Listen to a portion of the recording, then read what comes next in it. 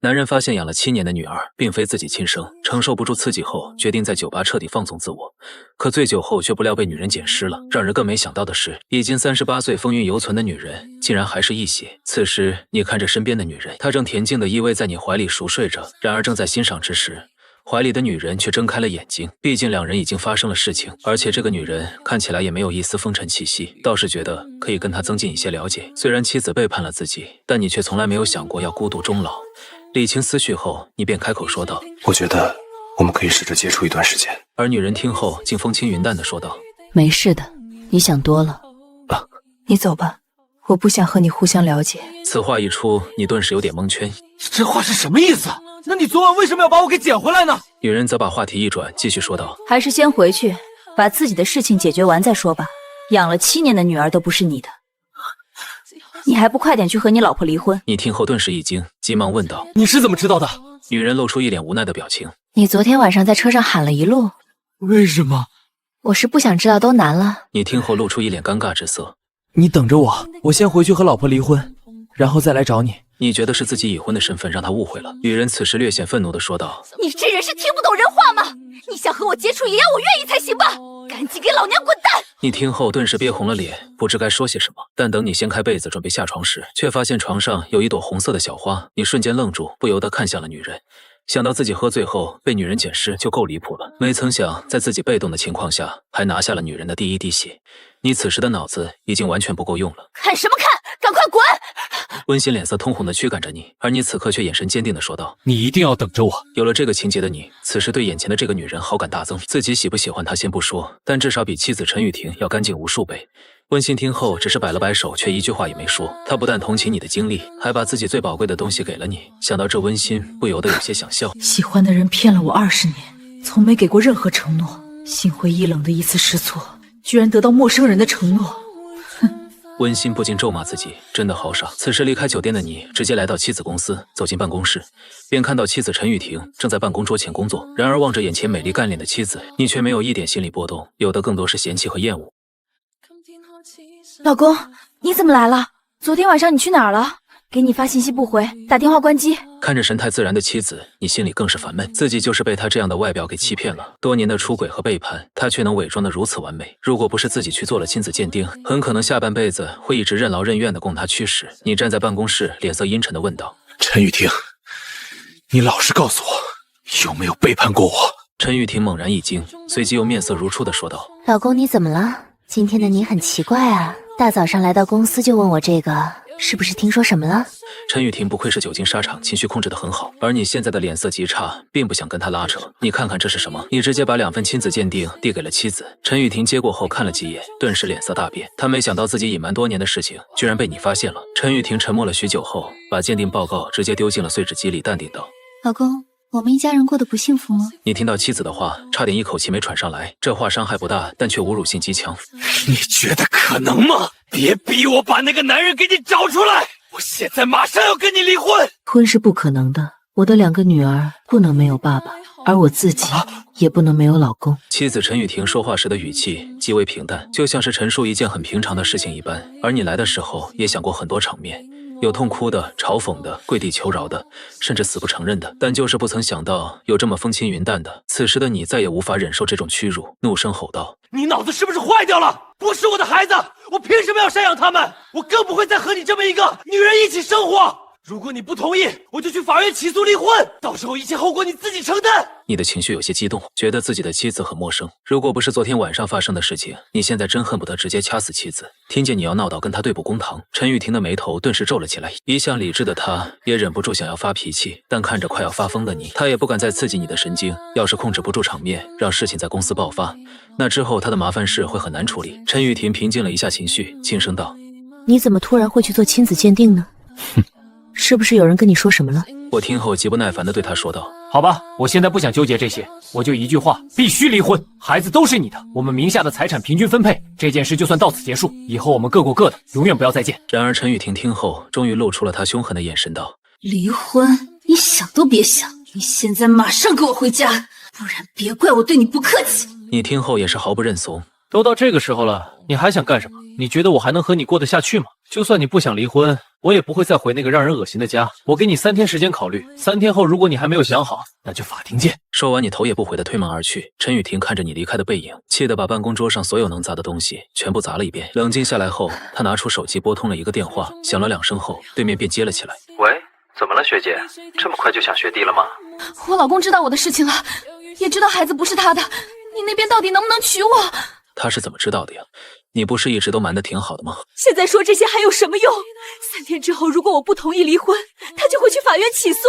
事情如果传出去，我就完了，我们陈家也会承受很大的损失，而且我们的2个女儿怎么办？陈雨婷说着，便崩溃地哭了出来。如果自己出轨导致离婚的事情传出去，那么女儿上学的时候肯定会被人歧视。想到那些令人崩溃的形容词出现在女儿身上，陈雨婷就感觉浑身冰冷。雨婷，你别哭啊，不是还有3天时间吗？你放心，我肯定帮你把这件事情给解决了。你怎么解决？是答应娶我吗？如果能和平离婚，王宇也不会去闹。到时候让他签一个保密合同就行。但是离婚后，你如果不娶我，那我们的女儿怎么办？没有父亲的陪伴，他们长大了，我要怎么和女儿们解释？哎呀，雨婷，我目前真的不能娶你啊！我妈她现在来许多事了，如果让她知道我们的事情，我会被取消继承人身份的。你的那个身份有这么重要吗？我们现在也不缺钱，而且我现在的公司已经开始盈利了，我们一家4口完全能过上富足的生活。没你想的那么简单。如果我失去继承人的身份，那对兄妹不会放过我。还有你的公司，我的身份一旦不保，你的业务量会直接减半。那到底该怎么办？我现在真的心里好乱。你不用管了，我找人去处理那个小子。到时候他要敢不听你的话，那我就让他知道什么叫付出惨痛代价。不行，你不能伤害王宇，我已经够对不起他了。而且这么多年，他把我们母女照顾得很好，我不能这么没有良心。雨婷，你放心，我保证不会伤害他的。有时候想让一个人听话，并不一定要用武力，你放心吧。离开妻子的公司，你回到了家，岳父岳母正在照顾着2个外孙女。小雨回来啦！岳母李玉珍抱着小宝，亲切地跟你打招呼。岳父陈楚生则是在沙发上给大女儿讲故事。看到这幸福温馨的一幕，就忍不住想要弄死妻子。就算现在知道不是自己亲生的，但此刻面对孩子也生不出一点怒气。可可看到你后，从沙发上跳下，张开双手向你跑来，看着奔向自己求抱抱的女儿。此时的你再也忍不住，眼泪瞬间夺眶而出，侧过脸偷偷擦干净泪水。你觉得这件事还是先和岳父说一下为好，毕竟自己是回来收拾东西的，如果什么都不说，难免会让2个老人家难堪。到书房，你给岳父泡了一壶茶，然后把门关上后，便直奔主题。倒吧，你看看这个。说着，你递过去了2份亲子鉴定。老丈人陈楚生接过报告，越看脸色越差。这是真的吗？你最好别骗我，不然我不会放过你的。这是我亲自采样送到检测中心的。爸，我准备和陈雨婷离婚了，但这件事我肯定不会宣扬出去。我只希望你们以后不要打扰我的生活。如果你还不相信，你可以亲自去问问你的。说完后，你迅速起身离开了书房。此时陈楚生在书房里一直无法平静，这件事太出乎他的预料。虽然自己很不愿意相信，但是王宇的人品他还是了解的。这么大的事肯定不会开玩笑，自己女儿难道真是这种没皮没脸的人吗？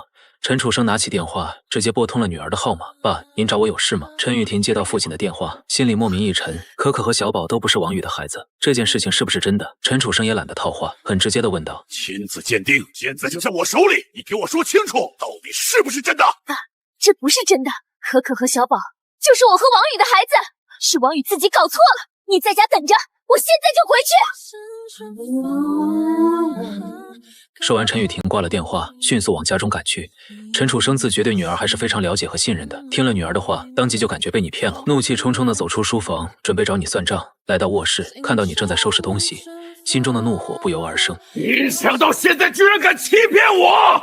陈楚生上去就给了你一个大耳光。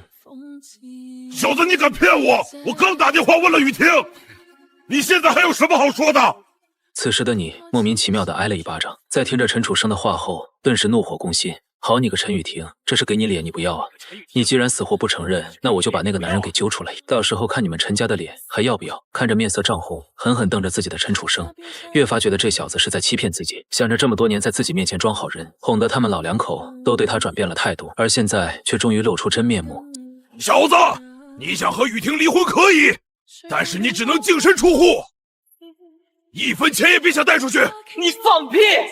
这个家我也出了不少力，不管是买房子装修，还是之后每个月的生活开支，哪次不是我出的钱？你们陈家算计的可真好啊！想让老子白伺候你？小子，别以为我不知道你怎么想的。你们2个结婚7年，你赚了多少钱？撑死也就300万吧。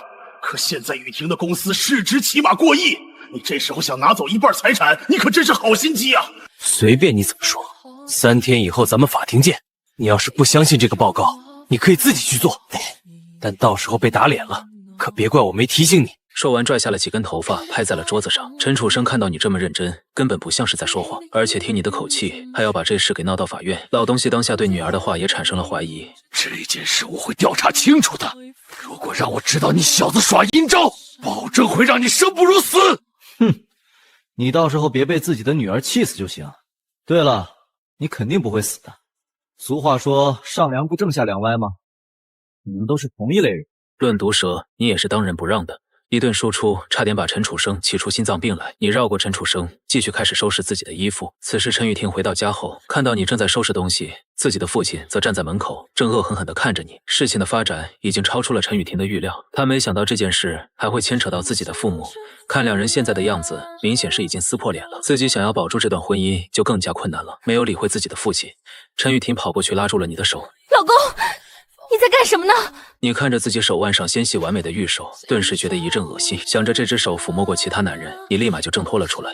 我头也没抬地对陈雨婷说道：“你回来的正好，有些事你自己给你父亲解释吧。我现在不想看到你了。3天后我会给你打电话，到时候我们直接去民政局办理离婚。”说完，你推开妻子，拉着行李箱就准备离开，而陈雨婷此时却突然抱住了你的腰，一句话都说不出来，只是默默流泪。一股强烈的不安浮现在心头，仿佛有个声音一直在告诉自己，一定不能让王宇走。老丈人陈楚生看到这一幕后怒声道：“让他滚！我就不信离开我们陈家，他能去哪里？凄凉的二胡生，别到时候再回来跪着求我！”陈楚生看到女儿这样也很心疼，此刻对你更加讨厌。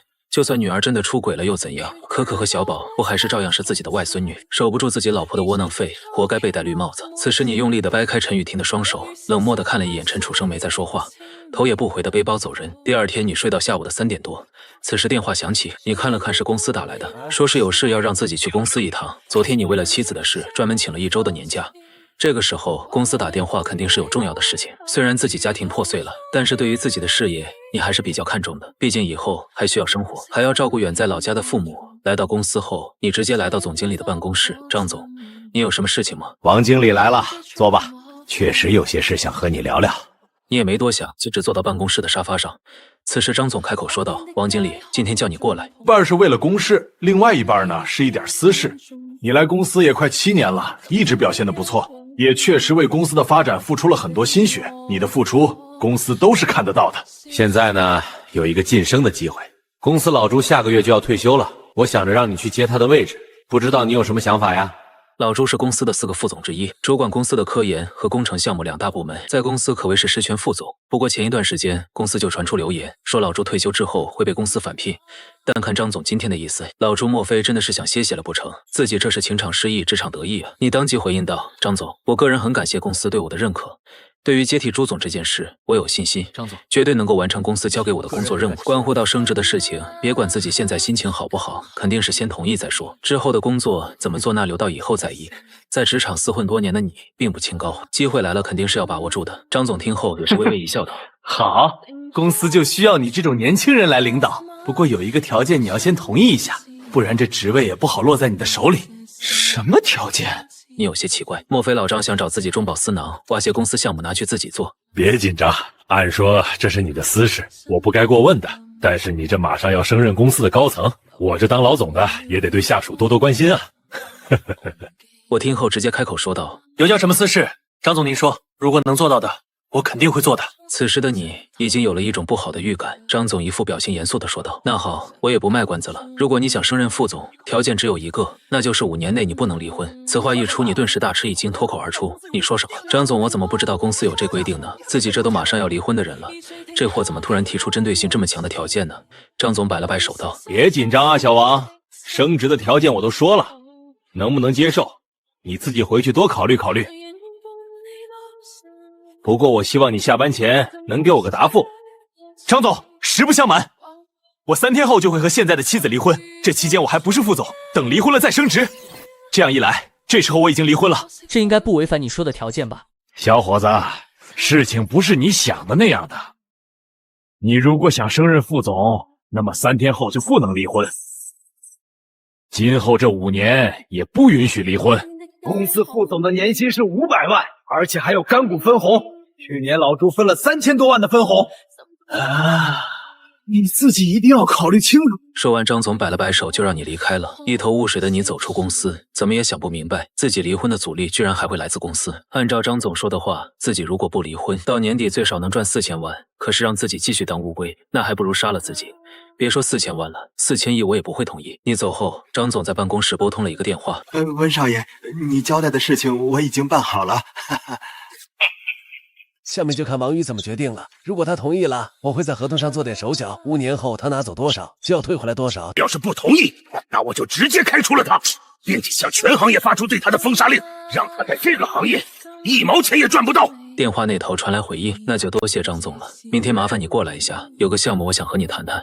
转眼间来到第2天的清晨，你脑袋晕晕乎乎的，也懒得再去公司了。拿起手机，当即拨通了张总的电话。那头的张总接起电话后问道：小王啊，昨天给你说的事情，你想通了吗？张总，我昨天好好想过了，我和我妻子是真的过不下去了，这婚我肯定是要离的。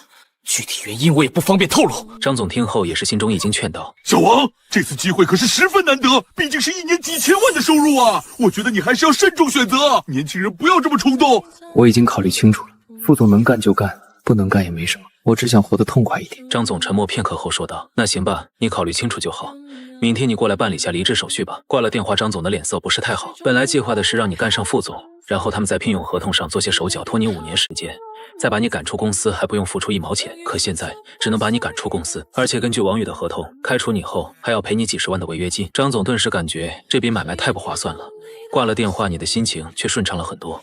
回到公司办完手续，你又被请到了张总的办公室。看着仍旧坐着喝茶的张总，此时你的腰杆不由得硬了几分。以前自己是他的手下，为了生活不得不低头，但是现在离职手续已经办完，自己和这个公司已经没有一点关系，自然也不用再看他脸色。张总开口问道：王宇啊，手续都办完了吗？有些话我不能明说，但是还是想劝劝你，年轻人别冲动。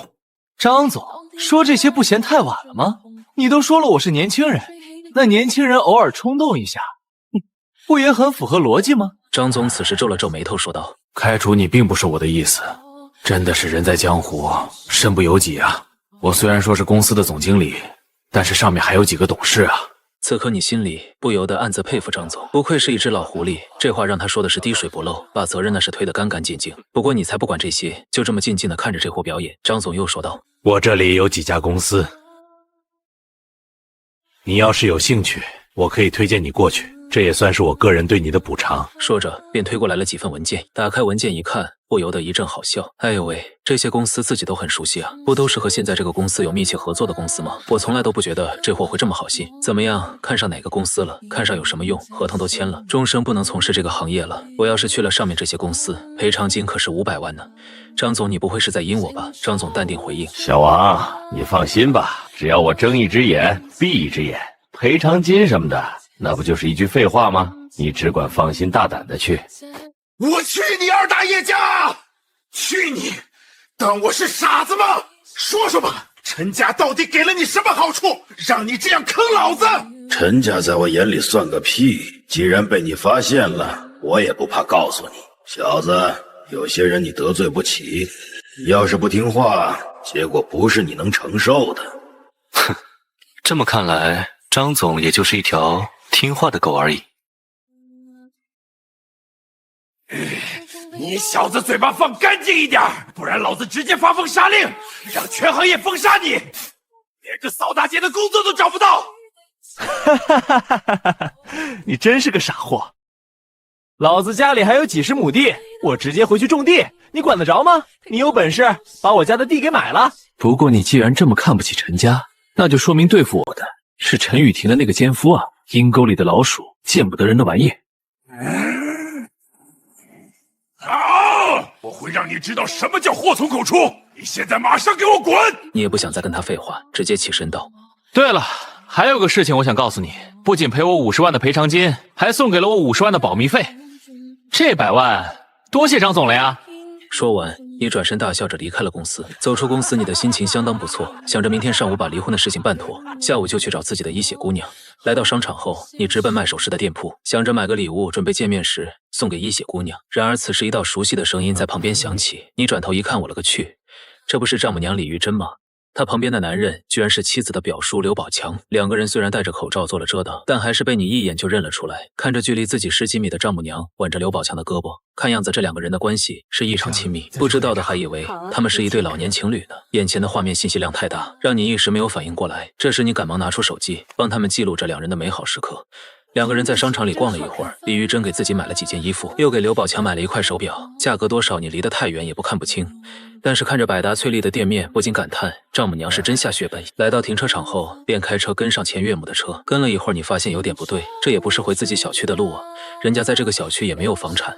看着他们上了302号别墅，正准备关上房门，从门缝里你看到了李玉珍那双熟悉的鞋子。不过要怎么继续吃瓜，却难倒了你。看着从1楼到3楼内凸出来的台阶后，你嘴角上翘，当下也不犹豫，很轻松就爬到了3楼，顺着空调台阶慢慢的移动到303的卧室窗口。你并没有等待多长时间，卧室的灯就亮了。此刻看到的画面让你不禁倒吸了一口凉气，没想到平时看着端庄温和的丈母娘，竟还有如此不为人知的一面。你悄无声息的拿出手机，打开了录像模式。真不愧是母女啊，心里都充满了不安分的因子。手机里的画面，如果让陈楚生那个老东西看到，真不知道他会不会被当场气死。强忍着内心的不适，你一动不动，稳如老狗的履行着自己的任务。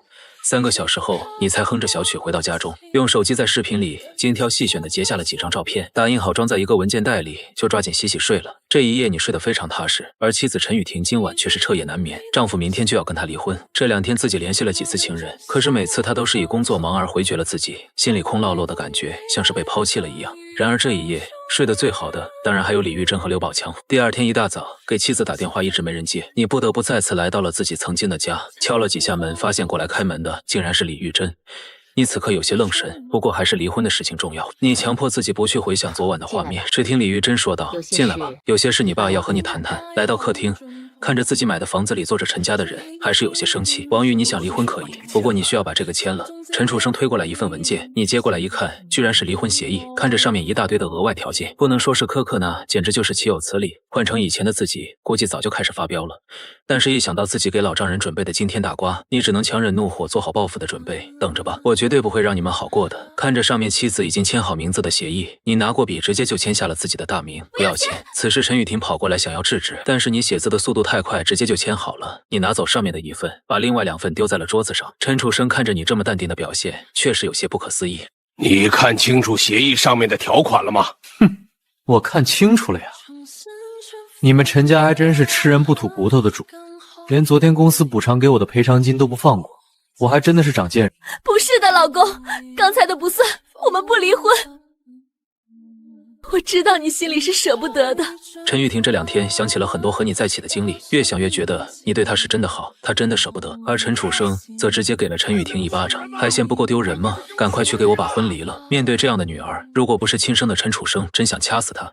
你的决然和父亲的愤怒让陈玉婷放弃了挣扎，拿上离婚需要的材料，2人来到了民政局。等办事员按下了钢印后，你瞬间感到了一种前所未有的放松。离开民政局，陈玉婷沉默地跟着你。2人准备上车时，陈玉婷拉住衣角，低声道：“谢谢你。”你听后有些不知所措地说道：“谢我什么？谢我净身出户？谢我连赔偿金都给了你？谢我被全行业封杀，只能回老家种地？”你的话语像一根根银针扎进了陈雨婷的心里，她哭着辩解：“赔偿金是我父亲要的，你被辞退也不是我干的，我真不知道事情会到现在这种地步。”行了，已经发生的事情，说再多有什么用？等我回去收拾完东西，我们最好永远都不要再见了。老公，谢谢你，是我对不起你。说完转身离开，再次来到这栋房子。虽然才过去1个小时的时间，但你却有种物是人非的感觉。看着走进来的你，陈楚生没有黑着脸，而是问道：“你俩把婚离了吗？”你听后淡淡的说道：“离了，陈叔叔。从此我和你们陈家两不相欠。”眼前的这个小子陈楚生一直都是看不上的，但是你的人品和性格他一直都很认可。尤其是这次妻子背叛后，你能付出这么大的代价，也要斩断情丝，这一点让他感到很是佩服。陈楚生说着递给了你一张卡。刚才那份协议也只是让我们逼你拒绝离婚，但是我陈家却不能欠你人情。我知道了。唉，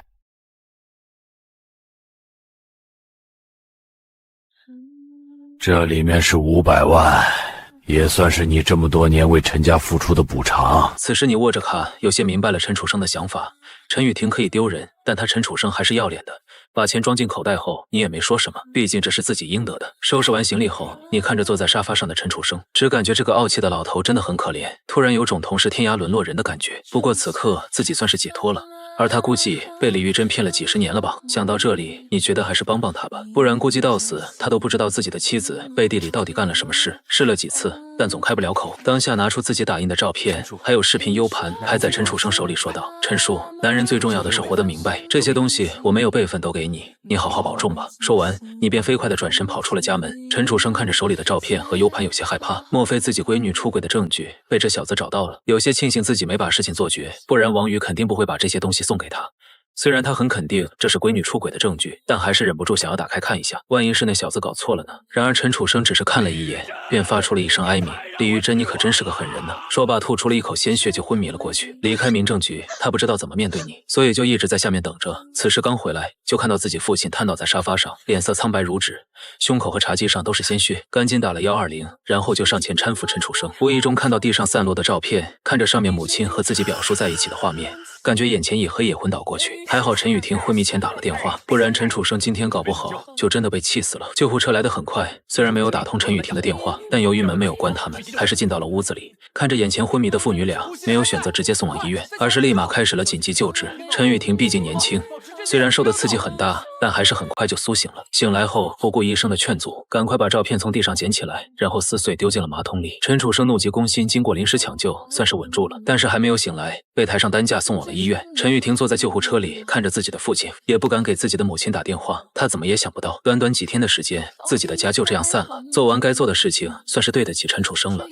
要不然那绿帽子他能一直戴到棺材。路过一家理发店，你想着自己也算是开始了新的生活，那就先从头开始吧，给我剪成短发。看着自己这充满文艺气息的头发，你怀念起了自己曾经的寸头。发型师的手艺很好，不到半个小时，你就从一个儒雅的白领变成了帅气阳光的精神小伙，整个人看起来不仅年轻了不少，也充满了朝气。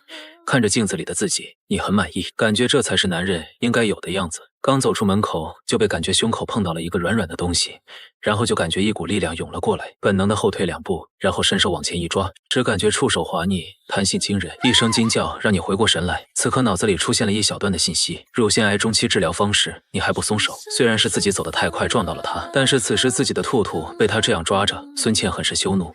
不好意思，不是故意的。收回手，你赶快道歉。眼前的女人看样子大概有40岁了吧，虽然看着很漂亮，但是眼角的鱼尾纹和一点点松懈的肌肉还是不可避免地暴露出她的年龄。虽然眼前的男人很帅气很阳光，看起来也确实是自己的喜欢的类型，但此刻孙茜却没给他好脸色，绕过你就走进了理发店。你虽然很想告诉他他有病，而且还是癌症，但是这尴尬的场面一时让你不知道怎么说出口，当下也跟进了理发店。毕竟这病自己能治，而且还能赚取功德值。大姐不好意思，你的开场白差点把孙茜气死。大姐，我有这么老吗？不会说话就闭嘴！小姐姐，刚才我真不是有意的。哼，不是有意的，是故意的。我是一名大夫，刚才只是感觉你那里有肿瘤，所以才多摸了一会儿。你觉得自己这个解释很完美，既表明了自己的身份，又解释了自己刚才的行为。年轻人，你这个套路太老了。姐今天还有事儿，没空陪你扯淡，你还是赶紧滚蛋吧。孙茜从不缺乏各种追求者，千奇百怪的搭讪方式，不知道见过多少。你这样的，在他看来没有一点新意。我在玛利亚医院工作，不信可以自己找地方检查一下。说完，你递上了一张纸条，上面写着自己的电话和名字。孙茜接过，随手放进包包里，也懒得再搭理你。看到对方收下了纸条，你也就转身离开了。回到家，你把自己的东西收拾好，然后又去卫生间，把自己里里外外洗得干干净净。很快你就来到了医学姑娘的门前，紧张的心，颤抖的手，就像是回到了曾经青涩的大学时代。鼓起勇气的你敲了几下门，然后后退几步，站得笔直，就像接受检阅的战士。然而等了2分钟，屋子里一点动静都没有。难道没有听到？你上前更大力的敲了几下，但是里面依然没有反应。看看时间，12点多了，难道去上班了人不在家吗？那晚上再来吧。想到这里，你虽然有些失落，但也没怎么在意，毕竟房子在这里，人还能跑吗？再次回到屋子，你感到很热，看着自己身上的西装，顿时感觉自己是个傻逼。外面30多度的天气，穿个衬衫就已经热了，自己还穿个这么厚的西装，果然女人总会让男人失去冷静。脱下西装，看着身上被汗浸透的白色衬衣，有些好笑自己的行为。算了，先去吃饭吧。等到晚上再去吧，重新换上比较清凉的衣服，你就准备出去吃饭。这个时候，孙茜在医院拿着检查报告，看着上面的结果，心里拔凉拔凉的。那小子居然不是搭讪，还真的检查出来自己长了肿瘤。本来孙茜是不在意你的话的，但是最近她也感觉到自己左边的兔兔有些不舒服，自己摸着也感觉里面有硬硬的东西。于是想着去检查下也好，头发都没做就去了附近的医院拍了个片子。由于快下班了，拍片的大夫急着吃饭，速度特别的快。短短20分钟，孙茜就拿到了检查报告。大夫，我这要怎么治疗？看着眼前这个医生拿着自己的片子一直不说话，孙茜的心里毛毛的。没事，虽然是恶性的，但好在试中期发现的很及时，先住院吧，观察几天，就开始做切除手术。如果不切除病灶，癌细胞会迅速扩散，后果是致命的。大夫的话让他的心沉入谷底，自己这么完美漂亮的兔兔要被切除了，那以后自己还怎么出门呢？想到这里，他想死的心都有了。对那个小伙子，他隔着衣服就那么几秒钟的接触，就能发现自己身体的问题，一定有办法治好的。大夫，我先回家商量一下。说完，孙茜就飞快的离开了。来到车上，把自己包里的东西全部都倒出来，终于找到你递过来的纸条。孙茜收到过太多的纸条了，但她从来都没有重视过。但此刻手中的纸条就像是她的救命稻草，照着上面的号码拨通了你的号码。喂，王医生你好，上次麻烦你了，真的特别不好意思。孙女士啊，检查过了，相信，我完全听你的。我想请你吃个饭。行，你说个地方。天街食府吧，那里是我家的产业。两人很快约好，当下你就开车前去。很快你就来到了天街食府，看到孙茜穿着高跟鞋站在大门口，顾不上头顶炽热的阳光，四处张望着。两人来到一个包间，刚坐下，孙茜拿着报告坐在了你身边。王医生，你看下我的片子，我这里能保住吗？放心吧，不用动刀子，我能治好。明天你去玛利亚医院，到了直接打我的电话，到时候开始治疗。不能今天开始吗？王医生，你放心，我会保密的。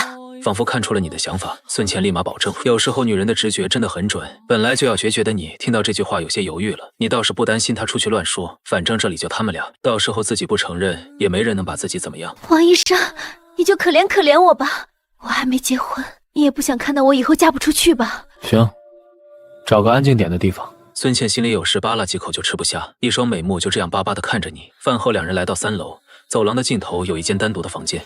这个房间是孙茜三哥的，有时候和他朋友喝多了就在这里休息一下，刚好今天派上了用场。打开门你看了下，说是休息室，装修的却很不错，空间也很大，客厅、卧室、卫生间都有，有钱人的生活你又看到了一角。先说好，我的治疗方式有些特殊，难免会碰到你的隐秘地方。没事，王医生做什么都行。孙茜没有扭捏。你躺到床上，把治疗部位的衣物整理好，我稍后进行施术。看到对方这么配合，你也没什么担心的。转过头示意对方开始。孙茜闻言有了一刻的迟疑，但是咬咬牙就开始脱衣服了。夏天都穿得很薄，孙茜很快脱掉了上衣，前开式的内衣那就更方便了。可以了，王医生。虽然做好了准备，孙茜这个时候也难免羞涩。孙女士，医生眼里只有患者，没有男女。你一边回头一边劝慰，不过还是被眼前的2只兔兔的体型吓了一跳。深吸一口气，压下杂念，你伸出右手开始了专业的推拿治疗。系统提供的方法有好几种，你为什么选择推拿？其实也只是为了节约时间，但是此刻你却有点后悔了。毕竟男女有别，而且自己也不是医生，虽然有系统帮助，但是也很难为情。孙茜更是早早的闭上眼睛，双手紧紧握着双腿，伸得笔直。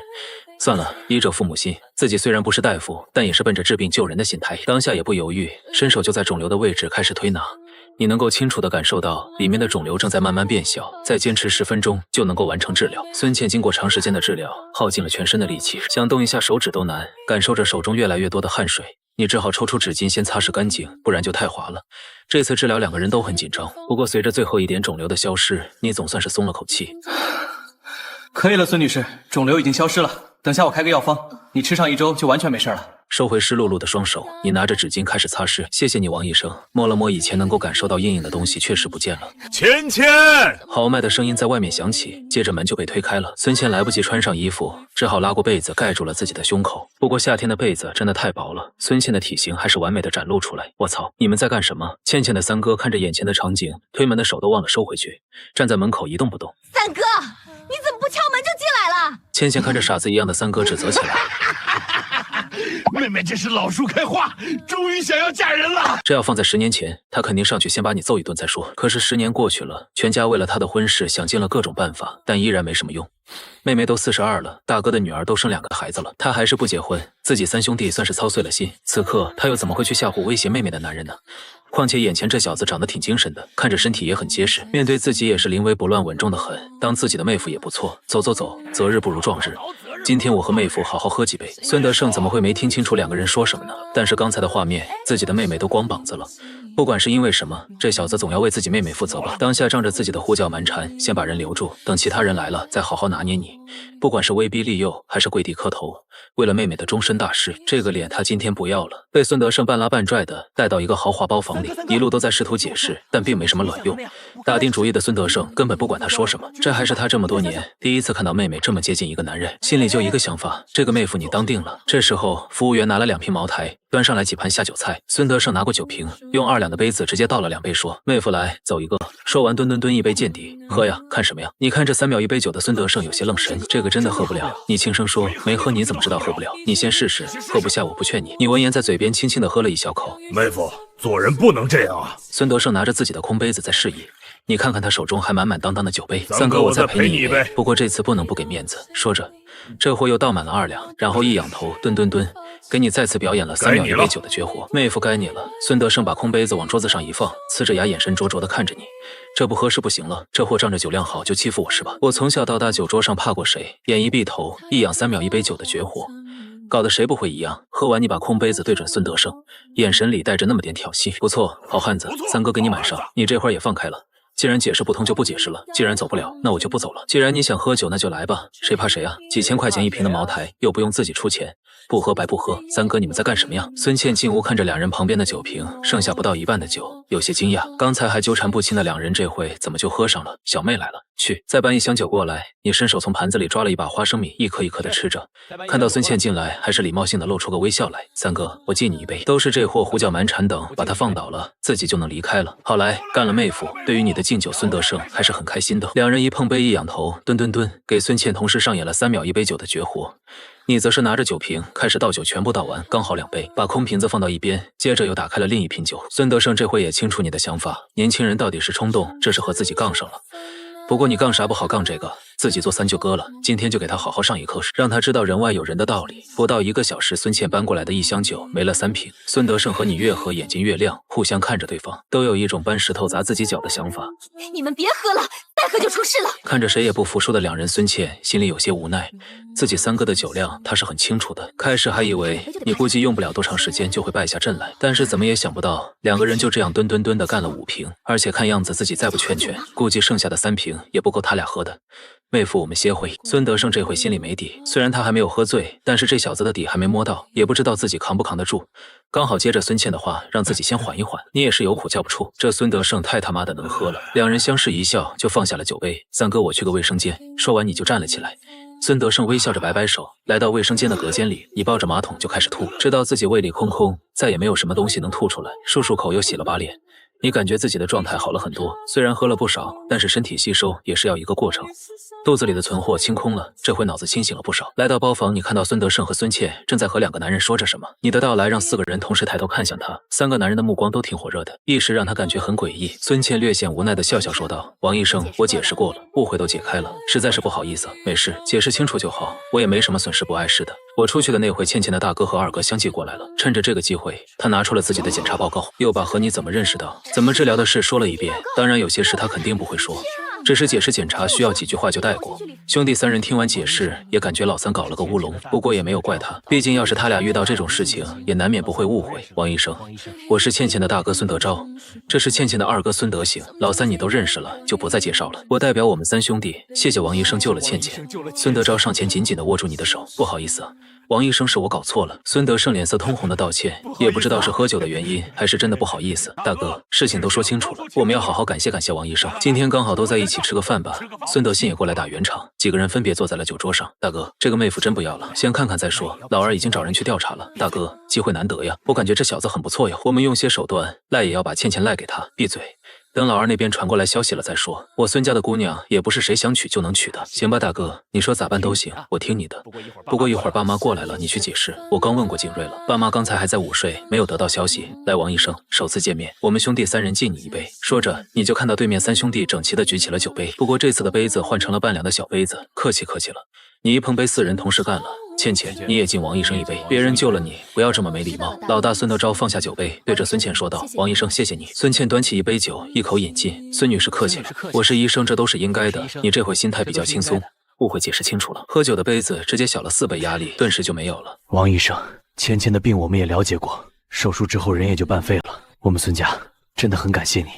这张卡你收着。老二孙德兴递过来一张银行卡，虽然不知道里面有多少钱，但是你觉得自己受之无愧，当下也不客气，接过来直接装进了口袋。那我就笑纳了，看到你收了钱，妹妹的这份恩情也算是画上了句号。兄弟三人也轻松了不少。当下几人推杯换盏，高兴的喝起酒来。中途老二出去了一趟，说是去上卫生间，你也没有在意。但是等到老二回来和自己大哥说了几句之后，老大对你的态度转变了。大哥，调查过了，他是陈家的女婿，不过已经离婚了，好像是陈雨婷出轨引起的，但还没确定。这小子人品没得说，敢爱敢恨，拿得起放得下。虽然家庭背景很一般，但是绝对是个爷们。具体信息我发你手机上了，你看看就知道了。说完，老二带着老三一块陪你喝了起来。孙德昭拿出手机，在桌子下面看了起来，从毕业到离婚的经历上面写得清清楚楚。从结婚开始就一人打几份工，凭借自身的努力买了房买了车，对家庭也一直很负责。后来得知妻子背叛，更是眼中容不得一点沙子，为了离婚选择净身出户，连刚得到的赔偿款也分文不要。这样的男人能吃苦敢拼搏，有担当有责任心，不为金钱折腰，不畏惧权力欺压。这样的人如果不能做自己的妹夫，那他这辈子也不会原谅自己的。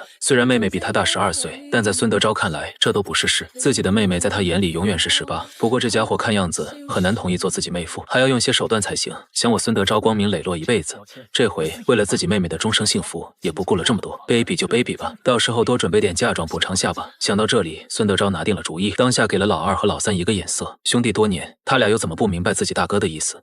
当下兄弟三人达成默契，看着你，脸上的笑容越来越诡异了。倩倩，别光顾着吃啊！今天这么高兴，一块喝几杯？老二孙德兴这回连自己的妹妹都开始算计了。行吧，我陪你们喝几杯。孙倩不疑有他，以为三个哥哥真是为他感到高兴，当下也加入了进来。孙倩的加入气氛上升了不少，口袋里刚装了卡的你心情也不错。看孙家这兄妹4人的情况，这张卡里的钱绝对很够意思。当下更是来者不拒。不过他没注意到的是，这三兄弟总是有意无意的劝他和孙倩一起喝酒。作为妹妹的孙倩，只是感到三个哥哥今天特别热情，也没有怀疑。40多分钟喝了1斤多点的孙倩已经趴在了桌子上。老三叫来了2个服务员，把孙倩扶上了3楼的休息室里，接着又开始给你灌酒。半两的杯子，你已经记不到喝了多少。他感觉自己现在迷迷糊糊的，眼前的3兄弟变成了9兄弟。来，妹夫，再和三哥喝一杯。孙德胜拿着2杯酒，一杯自己喝了，另外1杯塞进你的手中，拖着杯底灌进了你的口中喝。迷糊的你并没有发现，孙德胜这孙子又把刚才2两的酒杯拿了过来，喝几杯之后算是反应过来，不过也晚了，指着3兄弟说道：“你们兄弟不讲武德。”之后打了个9嗝，直接就瘫倒在椅子上。我操，这小子真能喝，要是我自己还真不一定能拿得下他。孙德胜看着终于醉倒的你，擦擦头上的汗，有种任务完成的感觉。大哥，你怎么了？老二孙德兴看着老大也趴在桌子上一动不动，以为他也喝多了。二哥，大哥的酒量你不知道，这回估计不行了。那接下来我们怎么办？大哥没说呀，这不很明显吗？大哥让我们把这小子和倩倩都灌醉了，肯定是让他俩生米煮成熟饭，到时候这小子不想当我们妹夫都不行。老二孙德兴想了想，点点头，觉得老三说的有道理。行，把咱妹夫扶到房间休息。当下2人相视一笑，2人就扶着你就向3楼休息室走去。等到房间只剩下老大孙德昭一人的时候，这货居然坐了起来，给自己倒了杯水，喝完以后脸上露出了得意的笑容。如果有人看到，肯定忍不住夸赞这货。老大就是老大，把自己的2个弟弟安排得明明白白的，一句话都没说，只是一个眼神就把事情安排好了。等到东窗事发妹妹上前质问3个哥哥的时候，老大解释自己也喝多了，后面发生了啥不知道。孙德信把2人扶到床上后，打开空调，直接把温度调到了16度。老三有些纳闷，老三这你就不知道了吧？人在冷的时候会互相抱在一起取暖的。2兄弟把门关上，直接就离开了。孙倩做了一个梦。梦里他感觉自己来到了一个很冷的地方，四处都是寒气，冻得他不由得缩成了一团。但是寒气无处不在，一直围绕在他的身边。就在他快坚持不住的时候，感觉到身边好像有一个温热的暖炉，当下就伸手抱住。但是他还是不满足，觉得还是很冷，然后就把自己全身都贴了上去，双臂紧紧地抱着。这下他终于感到了温暖，像一只小猫一样依偎在暖炉上睡得很安稳。你虽然没有做梦，但是感觉身边有个软软的东西紧贴着自己，让自己忍不住想抱进怀里。随着那东西越贴越近，你忍不住转身直接就搂在了怀里。而此刻屋子里的空调还在一直继续着工作，床上的两个人也是紧紧地拥抱在一起。事情就像老二说的那样，人在冷的时候真的会本能地靠近温暖的地方。这时孙茜迷迷糊糊地醒来，感觉自己置身在一片火炉之中，耳边均匀的呼吸很快让她清醒过来。睁开眼，眼前一片漆黑，但是她本能地感觉到身边这个搂着自己的人就是你。没有尖叫，没有挣扎，孙茜就这样依偎在你的怀里。从来没有享受过男人怀抱的她很贪恋这种感觉，那是一种说不清道不明的味道，让自己很放松很安心。打开床头的夜灯，孙茜看到了自己的手机就放在床头柜上，拿起来一看，凌晨2点多。这个时候她也想明白了，这是3个哥哥搞的鬼，具体是为了什么她也很清楚。生气吗？有点，但更多的是感谢，不然自己这辈子也不会有这么美妙的体验。手机上有二哥发过来的信息，打开后上面详细记录着你的信息，从家庭到离婚，从毕业到失业，记录得很清楚。知道你单身的状态，孙茜也有一些庆幸，但是上面记录着她还有2个孩子，却让他心里说不出的难受。孙家虽然能力很强，但是这么短的时间也没有查到你的2个孩子不是亲生的。男人有了孩子就有了牵挂，何况身边的这个男人是那么的有责任心。想到这里，孙茜知道自己不能陷进去，不然最终伤害的还是自己。